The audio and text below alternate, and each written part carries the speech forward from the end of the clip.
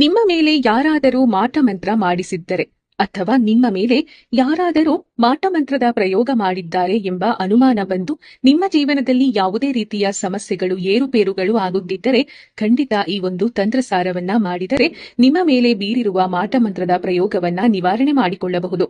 ಈ ಒಂದು ತಂತ್ರಸಾರವನ್ನ ನೀವು ಅಮಾವಾಸ್ಯೆಯ ಮಧ್ಯರಾತ್ರಿ ಮಾಡಬೇಕಾಗುತ್ತದೆ.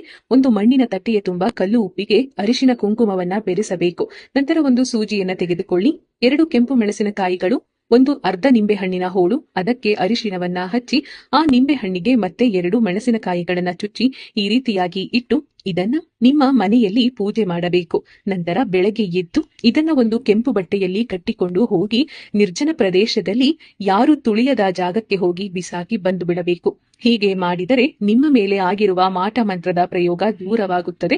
ನಿಮ್ಮ ಜೀವನದಲ್ಲಿ ಇರುವ ಸಮಸ್ಯೆಗಳೆಲ್ಲ ಖಂಡಿತ ಮಾಯವಾಗುತ್ತದೆ. ಸ್ನೇಹಿತರೆ, ನಿಮ್ಮ ಜೀವನದಲ್ಲಿ